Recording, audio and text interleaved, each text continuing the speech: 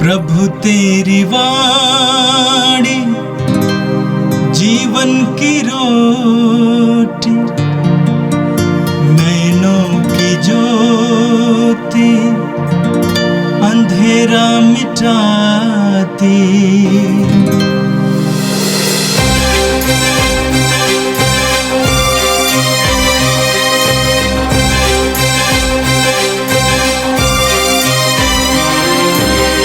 प्रभु तेरी वाणी जीवन की रोटी, नैनों की ज्योति अंधेरा मिटाती।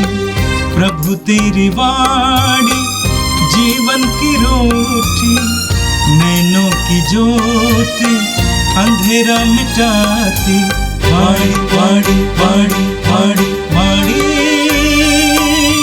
पवित्र है, शाश्वत है, जीवन का मन्ना है। 15 जून बृहस्पतिवार। पहला पाठ कुरिन्थियों के नाम संत पौलुस का दूसरा पत्र, अध्याय 3 पद संख्या 15, अध्याय 4 पद संख्या 1, 3 से 6। जब मूसा का ग्रंथ पढ़कर सुनाया जाता है तो इज़राइलियों पर आज भी पर्दा पड़ा रहता है, किंतु जब कोई प्रभु की ओर उन्मुख हो जाता है तो वह पर्दा हटा दिया जाता है। क्योंकि प्रभु तो आत्मा है और जहाँ प्रभु का आत्मा है वहाँ स्वतंत्रता है। जहाँ तक हम सबों का प्रश्न है, हमारे मुख पर पर्दा नहीं है और हम सब दर्पण की तरह प्रभु की महिमा प्रतिबिंबित करते हैं, और इस प्रकार हम धीरे धीरे उनके महिमा में प्रतिरूप में रूपांतरित हो जाते हैं, और वह रूपांतरण प्रभु अर्थात आत्मा का कार्य है। ईश्वर की दया ने हमें यह सेवा कार्य सौंपा है, इसलिए हम कभी हार नहीं मानते। यदि हमारा सुसमाचार किसी तरह गुप्त अथवा अस्पष्ट है तो उन लोगों के लिए जो विनाश के मार्ग पर चलते हैं। इस संसार के देवता ने अविश्वासियों का मन इतना अंधा कर दिया है कि वे ईश्वर के प्रतिरूप मसीह के महिमा में सुसमाचार की ज्योति को देखने में असमर्थ हैं। हम अपना नहीं बल्कि प्रभु यीशु का प्रचार करते हैं। हम यीशु के कारण अपने को आप लोगों का दास समझते हैं। ईश्वर ने आदेश दिया था कि अंधकार में प्रकाश हो जाए। उसी ने हमारे हृदयों को अपनी ज्योति से आलोकित कर दिया है, जिससे हम ईश्वर की वह महिमा जान जाएं जो मसीह के मुखमंडल में चमकती है। यह प्रभु की वाणी है। संत मत्ती के अनुसार पवित्र सुसमाचार अध्याय 5 पद संख्या 20 से 26 तक। यीशु ने अपने शिष्यों से कहा, मैं तुम लोगों से कहता हूँ, यदि तुम्हारी धार्मिकता शास्त्रियों और फरीसियों की धार्मिकता से गगरी नहीं हुई तो तुम स्वर्ग राज में प्रवेश नहीं करोगे। तुम लोगों ने सुना है कि पूर्वजों से कहा गया है, हत्या मत करो। यदि कोई हत्या करे तो वो कचहरी में दंड के योग्य ठहराया जाएगा। परंतु मैं तुमसे कह देता हूँ, जो अपने भाई पर क्रोध करता है वह कचहरी में दंड के योग्य ठहराया जाएगा। यदि वह अपने भाई से कहे, रे मूर्ख, तो वह महासभा में दंड के योग्य ठहराया जाएगा। और यदि वो कहे, रे नास्तिक, तो वो नरक की आग के योग्य ठहराया जाएगा। जब तुम बेदी पर अपनी भेंट चढ़ा रहे हो और तुम्हें वहाँ याद आए कि मेरे भाई को मुझसे कोई शिकायत है, तो अपनी भेंट वही बेदी के सामने छोड़कर पहले अपने भाई से मेल करने जाओ और तब आकर अपनी भेंट चढ़ाओ। कचहरी जाते समय रास्ते में ही अपने मुद्दई से समझौता कर लो, कहीं ऐसा न हो कि वो तुम्हें न्यायकर्ता के हवाले कर दे। न्यायकर्ता तुम्हें प्यादे के हवाले कर दे और प्यादा तुम्हें बंदी गृह में डाल दे। मैं तुमसे कह देता हूँ, जब तक कौड़ी कौड़ी ना चुका दोगे तब तक वहाँ से नहीं निकल पाओगे। यह प्रभु का दिव्य सुसमाचार है।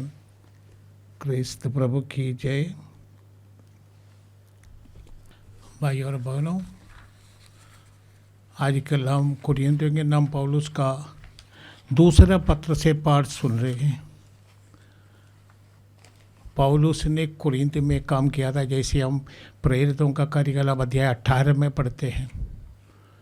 कुरिन्थ एक महानगरी है और संपन्न देश, संपन्न महानगरी, जगह में पैसा ज़्यादा है। पैसा हर प्रकार की बुराई को अपनी ओर खींच लेता है, जैसे चुंबक लोहे के टुकड़े को अपनी ओर खींच लेता है, उसी तरह पैसा वाला की ओर हर प्रकार की बुराई अपने आप आ जाते हैं। एथेंस निवासियों में भी कई प्रकार की बुराई थी। इस कारण पौलुस उनको हम बढ़ते 2 पत्र लिखते हैं। पहला पत्र से हम कुछ दिनों के बाद पाठ सुनेंगे। हर साल अलग अलग पत्रों से पाठ आते हैं, इसलिए इस साल अभी हम पौलुस का दूसरे पत्र से पाठ सुने। इस पत्र में आज पौलुस इन बातों पर विचार करते हैं कि मूसा की संहिता, मूसा ने जो विधान यहूदियों को दिया था ईश्वर के ओर से, पुराना व्यवस्था, हम कहते हैं पुराना ओल्ड टेस्टामेंट। पौलुस कहते हैं असली में ये ओल्ड टेस्टामेंट हमें प्रभु यीशु की ओर ले जाना चाहिए। परंतु जो मूसा के ग्रंथ को पढ़ते हैं वो लोग मूसा के जैसे अभी भी प्रकाश की ओर नहीं आए। पौलुस नए व्यवस्थान और पुराने व्यवस्थान की तुलना करते हैं और कहते हैं कि जो मूसा के द्वारा जो नियम दिया गया था उसकी तुलना में नया व्यवस्थान जो प्रभु के आत्मा के द्वारा संचालित है और हमें परिवर्तन करने में शक्ति रखती है। मूसा का विधान अधिकांश कर्म कांड पर निर्धारित था और हम लेवी ग्रंथ में इतना ज़्यादा कर्म कांड के बारे में पढ़ते भी हैं।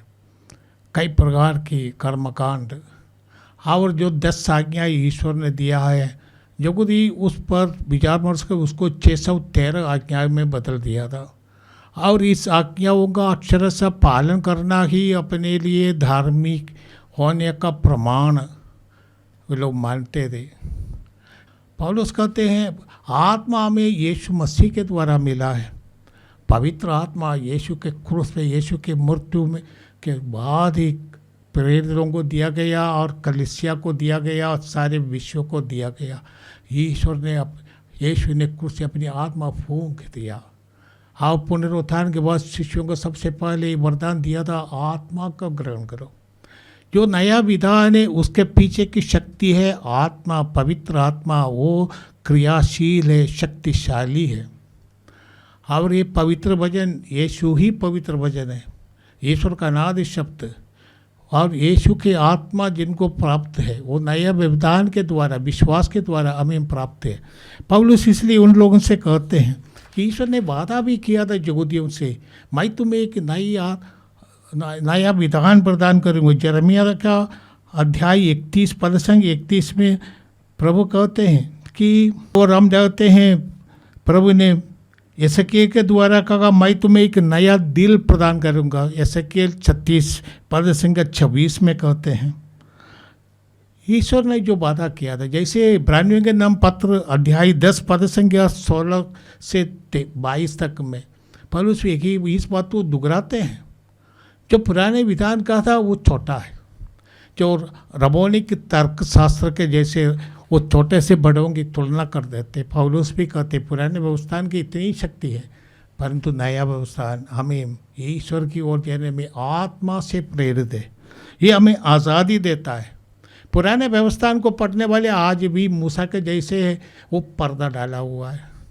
मूसा ईश्वर के सामने गए थे, जैसे हम विधि जहाँ हम ईश्वर के साथ मूसा 40 दिन उपवास प्रार्थना में लगे रहे थे। इसके बाद मूसा का मुखमंडल शोभित हो गया। जब धर्म ग्रंथ को पढ़ते हैं वो लोग अंधकार में रहने वालों की जैसा हो गया। इसलिए कहते हैं कि आज भी वो इसकी गहराई से अर्थ नहीं समझ सकते जब तक वो यीशु से नहीं जुड़ेंगे। पवित्र वचनों का गहराई से अर्थ कोई भी नहीं समझ सकते हैं, क्योंकि पवित्र वचन यीशु ही है। यीशु ईश्वर का नाद शब्द है और यीशु की आत्मा हमें ये पवित्र वचन को समझने की मदद कर देते हैं। पौलुस कहते हैं कि ईश्वर ने आदेश दिया कि अंधकार में प्रकाश हो जाए। शायद पौलुस उत्पत्ति ग्रंथ अध्याय 1 पद संख्या 3 में कहते ईश्वर ने कहा जो सब अंधकार में था ईश्वर ने कहा प्रकाश हो जाए, प्रकाश आ गया। जब पौलुस शायद अपने व्यक्तिगत जीवन दमिश्क के रास्ता में हम पढ़ते हैं प्रेरितों का कार्यकाल अध्याय 9 पद संख्या 3 में हम कहते पौलुस जा रहे थे विश्वासियों को अरेस्ट करने के लिए, बंदी बना के आने के लिए, परंतु रास्ते में ये ईश्वर ने प्रभु यीशु ने उनको अपना दर्शन दिया। वो घुड़सवार पौलुस गिर गया, अंधकारमय हो गया। तब उनको आंतरिक की ज्योति मिली, जिसे बारे में कहते बड़ा प्रकाश पौलुस के सामने आया और ये यीशु था। आत्मा का अभिषेक से वो कठिन से कठिन समस्याओं को भी पार कर सकते हैं और ज्योति प्राप्त है। प्रभु यीशु ने स्वयं अपने शिष्यों से और यहूदियों से कहा था कि मैं संसार की ज्योति हूँ। वही यीशु अपने शिष्यों से कहा तुम संसार की ज्योति हो। यीशु को ज्योति हमें निवास करने से हम भी ज्योतिर्मय हो जाते हैं। इसी तरह जो यीशु में आते हैं उनका जीवन प्रकाशमान हो जाता है। इसलिए पौलुस कहते हैं हम इन प्रकाश में आए हैं। इसलिए कहते हैं कि हम यीशु के द्वारा नियंत्रित, आत्मा के द्वारा नियंत्रित हो जाए, क्योंकि प्रभु तो आत्मा है और जगह हम प्रभु का आत्मा है वह हम स्वतंत्रता है। पवित्र आत्मा में हर प्रकार के बंधन से मुक्त कर देते, हम आज़ाद हो जाते हैं। जहाँ तक सबों का प्रश्न हमारे मुख पर पर्दा नहीं, हम सब दर्पण की तरह प्रभु की महिमा प्रतिबिंबित करते हैं। यीशु के साथ जुड़ जाने से हमारे जीवन पवित्र होते रहते। जितना हम यीशु से जुड़ेंगे उतना अधिक हम पवित्र हो जाते हैं। आत्मा में पवित्र कर देते हैं।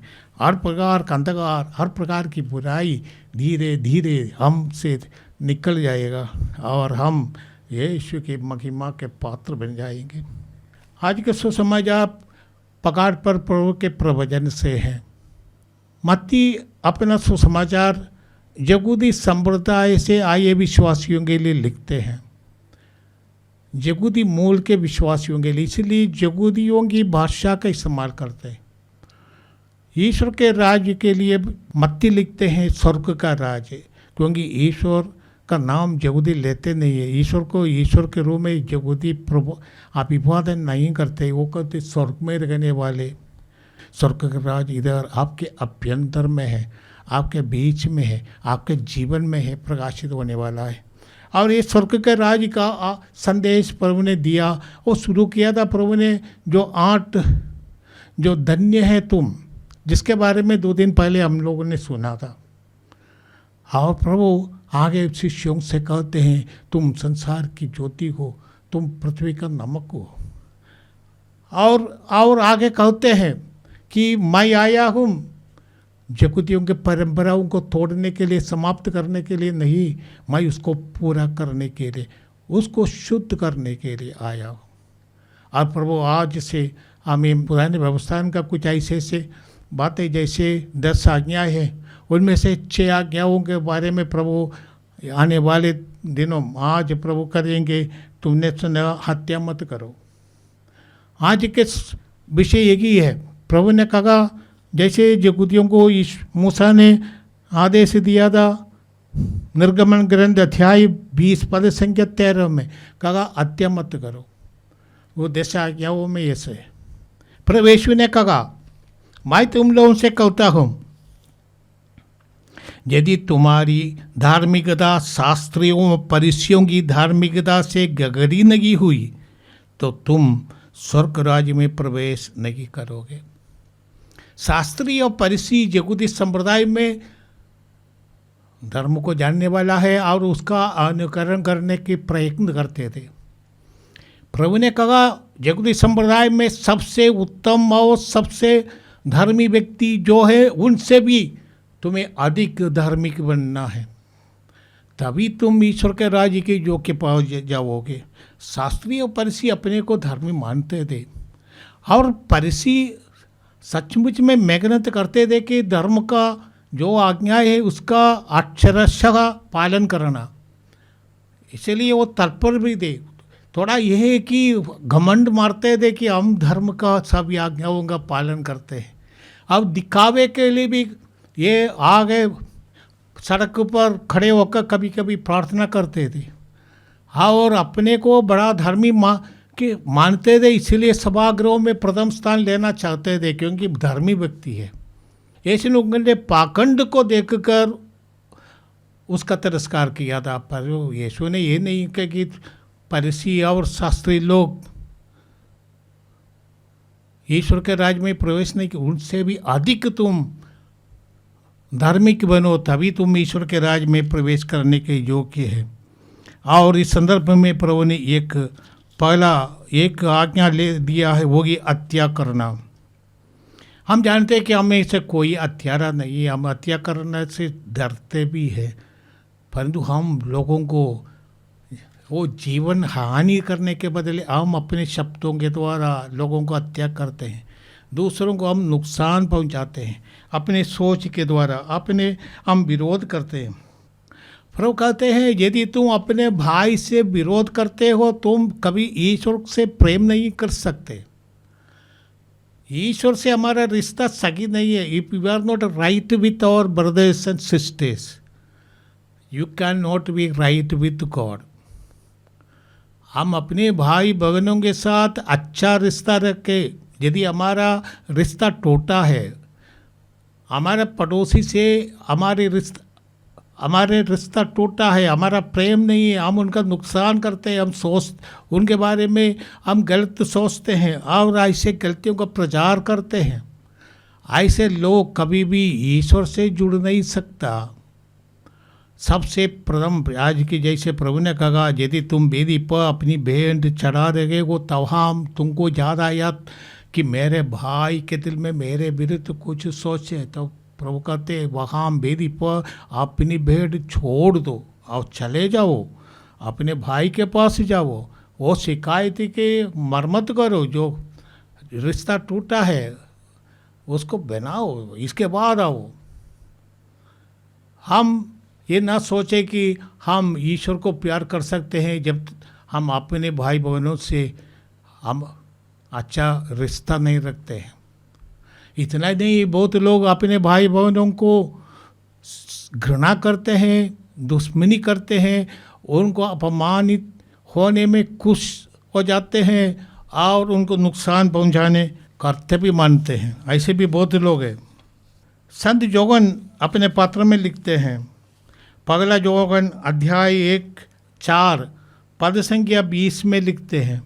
जोगन का पगला पत्र अध्याय 4 पद संख्या 20 में जोगन कहते हैं यदि कोई ये कहता है मैं ईश्वर को प्यार करता हूँ और अपने भाई से बैर करता हूँ तो वो झूठा है।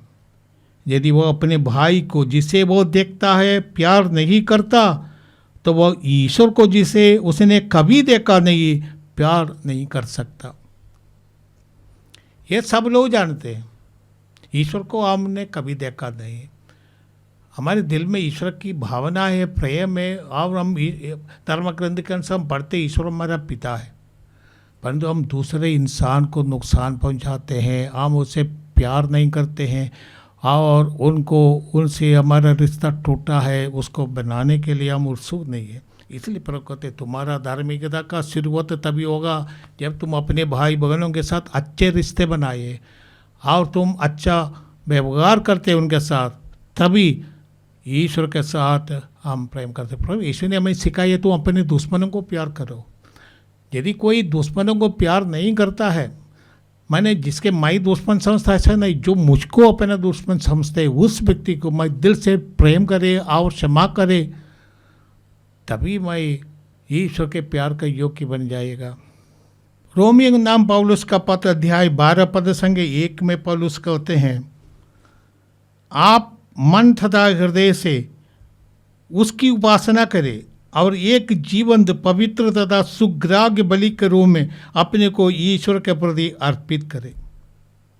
आप इस संसार के अनुकूल न बने, बल्कि सब कुछ नई दृष्टि से देखें और अपना स्वभाव बदल दे। इस प्रकार आप जान जाएंगे कि ईश्वर क्या चाहता है और उसकी दृष्टि में क्या भला, सुग्राह्य तथा सर्वोत्तम है। जो ईश्वर को प्यार करते हैं वो किसी को अपना दुश्मन कभी नहीं मान सकता। प्रभु यीशु ने कहा, जो अपने भाई पर क्रोध करता है वो कचहरी के दंड के योग्य ठहराया जाएगा। जो अपने भाई से क्रोध करता है वो कहते हैं वो जेल जाने के योग्य है। और आगे कहते हैं, जो अपने भाई से कहे ये मूर्ख, अपने भाई को जो ये इडियट, बहुत लोग इसे बोलते भाई इडियट, मूर्ख, ऐसे कहने वाले महासभा के दंड के योग्य। यहूदियों का महासभा सेनेड्रीन, जैसे सुप्रीम कोर्ट का जो सामने खड़े होने का सुप्रीम कोर्ट जो दंड देगा उसका अब योग्य होगा। ये यहूदी उनका सबसे बड़ा कोर्ट है सुप्रीम में, उनका सेनेड्रीन। आप लोग कहते हैं उसका योग्य, वो छोटे से छोटे अदालतों में समाप्त होने वाली मामला नहीं। कोई अपने भाई को अब शब्द कहे। और आगे प्रभु कहते, यदि तुम अपने भाई को नास्तिक कहे, नास्तिक का अर्थ है कि ईश्वर को नहीं मानने वाला, और यदि हम किसी को कहते तुम नास्तिक हो, प्रभु कहते हैं वो नरक के योग्य है, नरक के आग के योग्य होगा। इतना बड़ा अपराध मानते हैं। हत्या करना, हम किसी को जीवन हानि नहीं करते परंतु उनका नाम को हम बर्बाद करते हैं, उनकी जो वातावरण को हम दूषित करते हैं। हर प्रकार की बुराई कभी हम अपने पड़ोसी के प्रति सोचते हैं, ये सब प्रभु के सामने अपराध है। आइए हम प्रार्थना करें। आज के पहला पाठ में हमने पौलुस से सुना है पवित्र वचन, यीशु की आत्मा हमें आज़ादी प्रदान करता है। ये प्रभु आत्मा का अभिषेक से हमें बंधनों से मुक्त कर। हमारे जीवन में कई प्रकार का बंधन है, बुराई का बंधन, हर प्रकार के वासना का बंधन। ये सब बंधन से हम मुक्त तभी होगा तो आत्मा का अभिषेक मिले। आत्मा का अभिषेक के लिए पवित्र वचन को आत्मसात करना है। प्रभु ने कहा कि यदि मेरी शिक्षा तुम में बनी रहती है, तुम असली में मेरे शिष्य हो। ये प्रभु ये वरदान हमें दे पवित्र वचन को गहराई से समझने के लिए और उसको आत्मसात करने के लिए। आज की शिक्षा प्रभु तूने हमें कहा कि अपने भाइयों से अपना रिश्ता सुधारो। कभी कभी ऐसा है ये प्रभु, परिवार में हम भाइयों के बीच झगड़ा होते हैं, परिवार में पति पत्नी एक दूसरे को प्यार नहीं करते हैं और वो मंदिर जाते हैं, प्रभु के पास जाते हैं, चर्च में जाते हैं, परंतु आपस में झगड़ा करते हैं। ये प्रभु, माता पिता का अनुसरण नहीं करने वाले बच्चे सोचते कि हम आज़ाद है, वो उड़ाव पुत्र का जैसा बर्बाद की ओर जाते हैं। प्रभु तो सबों को आत्मा का अभिषेक करके नई सृष्टि बना दे। ईश्वर का पवित्र वचन प्रभावित होकर हमें हमारे जीवन में प्रतिबिंबित होकर हम यीशु के समान रूपांतरित हो जाए, हम ईश्वर के पुत्र पुत्रियां बन जाए। ये प्रार्थना हम करते हैं हमारे प्रभु क्रिस्त के द्वारा, आमीन। प्रभु तेरी वाणी जीवन की रोटी, नैनों की ज्योति अंधेरा मिटाती। वाणी वाणी वाणी वाणी वाणी पवित्र है, शाश्वत है जी